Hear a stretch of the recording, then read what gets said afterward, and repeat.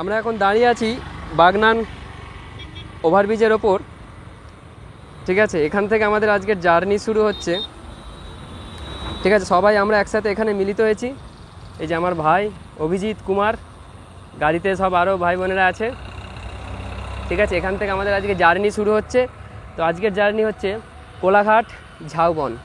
ঠিক আছে, সেটা কোন দিক দিয়ে যাব এবং কিভাবে যাব, সেখানের লোকেশান কেমন কেমন দেখার সমস্ত জায়গা আছে ঘোরার কী কী আছে, সেগুলো আজকে তোমাদের কাছে দেখাবো। চলো শুরু করা যাক। আমাদের তোমাদের হচ্ছে নতুন এই চ্যানেলে সবাইকে স্বাগতম। এবং আমার এই চ্যানেলটা যাতে আরও আগে বেশি দূর পর্যন্ত বয়ে নিয়ে যেতে পারি, চালিয়ে নিয়ে যেতে পারি, সবাই সাবস্ক্রাইব করো। ঠিক আছে, চলো শুরু করা যাক।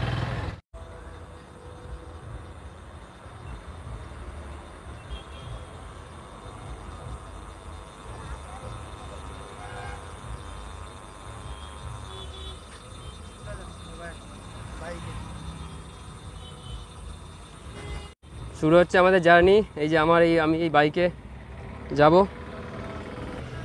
এই যে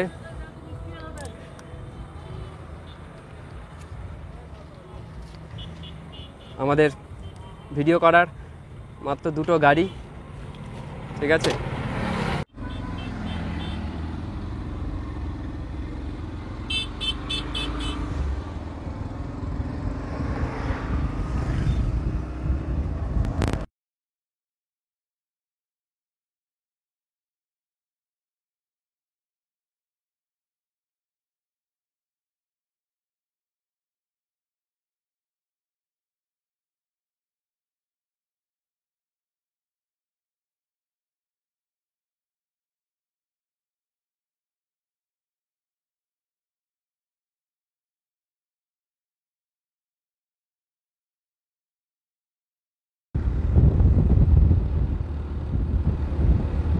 আমরা এখন ঠিক কোলাঘাট ব্রিজটা ঢোকার মুখে আছি। হচ্ছে কোলাঘাট ব্রিজটা ক্রস করছি। অসাধারণ লাগছে, কিন্তু আস্তে আস্তে আমি এগিয়ে যাচ্ছি। আমরা এখন দাঁড়িয়ে আছি কোলাঘাট ব্রিজ। ঠিক আছে, ওদিকে আমরা রেল ব্রিজ দেখতে পাচ্ছি, আর আমরা দাঁড়িয়ে আছি এখন বাসের ব্রিজে। তো কোলাঘাট এই রেল ব্রিজ হচ্ছে ওয়েস্ট বেঙ্গলের সবথেকে বড়, মানে বৃহত্তম রেল ব্রিজ। এত বড় ব্রিজ হচ্ছে দেখা যায় না। এর পাশ দিয়েই আমরা ঢুকবো কোলাঘাট ঝাউবন। ঠিক এই যে এই ব্রিজটার ঠিক পিছনে ওই দিকটায় এই কোলাঘাট ঝাউবনটা অবস্থিত।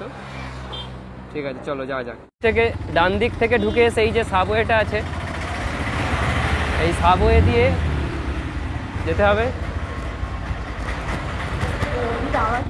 আচ্ছা, ওখান দিয়ে বাঁ দিকে আসার পর এবার আমরা যে রাস্তাটায় বেরোচ্ছি, এই রাস্তাটা ডান দিকে যাব। ঠিক আছে,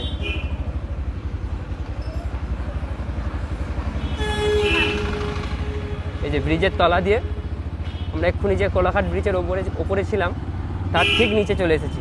সেই ব্রিজটাকে ক্রস করব। ক্রস করে আমরা ঠিক এই নদীর পাশ দিয়ে, এই যে নদীর পাশ দিয়ে আমরা আস্তে আস্তে চলে যাব কোলাঘাট ঝাউবন।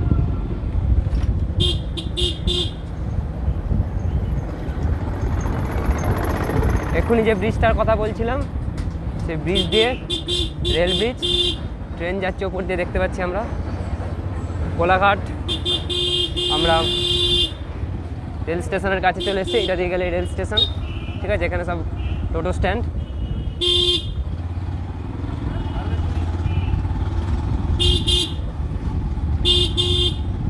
কোলাঘাট বাস স্ট্যান্ড, এই টোটো স্ট্যান্ডে আমরা উঠে পড়লাম।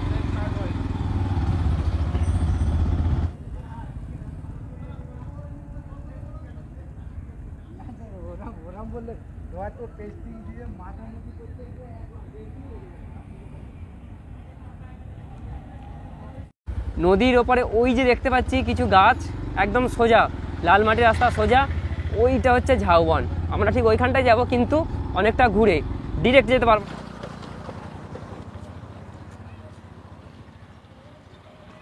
আমরা যাবার পথে রূপনারায়ণের নদীর মানে যেখানে ঝাউবন রূপনারায়ণ নদীর ধারে তার আগেটাই ঠিক কিছু লোকজন এরমভাবে মাছ ধরছে, কিছু সুইলিসের মাধ্যমে জল ওদিক দিয়ে উঠছে এবং সেই জলের স্রোতে ওনারা চিংড়ি মাছ পাচ্ছে। আমরা দেখেছি যদিও বা, একটু পরে দেখতে পাবে তোমরা, জালে ওনারা চিংড়ি মাছ পাচ্ছে।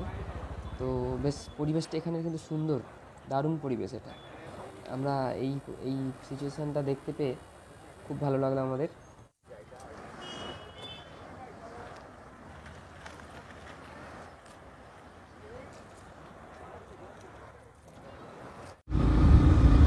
এই যে আমরা এসে গেছি প্রায় সেই ঝাউবনে, আমরা এসে গেছি সেই লোকেশানে। সুন্দর একটা লোকেশান। আমরা নামবো ঝাউবনে, আগে একটু দেখে নিচ্ছি। আচ্ছা, দীঘার মতো পাড়ে পাড়ে ঝাউ গাছ লাগানো। আচ্ছা, নাবার জায়গাটা একটু আগে ওখানটায়, বুঝলি কুমার, ওই যে গাড়ি নিয়ে সব নামছে, নামার জায়গাটা আগে।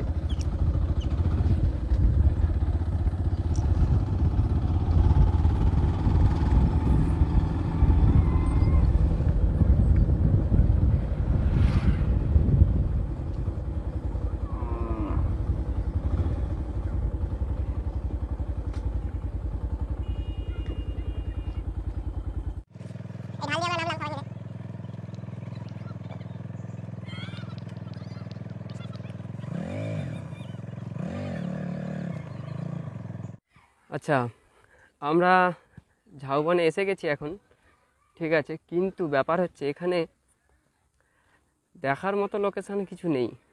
কিছু যদি ব্যাচেলার ছেলেরা আসে, অন্য এমনি ফ্যামিলি নিয়ে এসে, ভাই বোন নিয়ে এসে, এখানে বসার মতো কিছু নেই বা দেখার মতো কিছু নেই।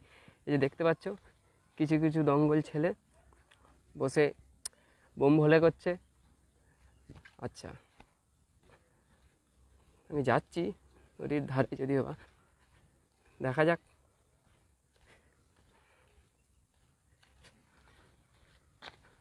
ঝাউবন ঠিক আছে, ঝাউবন অনেক ঝাউ গাছ লাগানো আছে,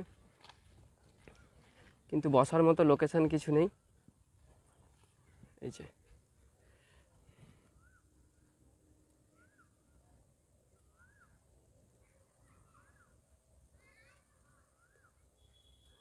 ঝাউ গাছের ফাঁক দিয়ে রোদ্দুরটা সুন্দর বেরিয়েছে, কিন্তু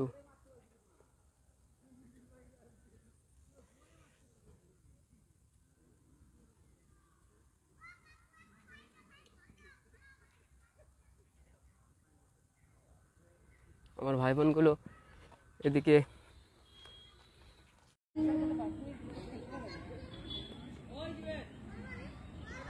এত দূর থেকে গাড়ি আরে নিয়ে এসে যখন এই রকম লোকেশন আমরা দেখি, তারপরে হতাশাগ্রস্ত আমি এবং আমার ভাই।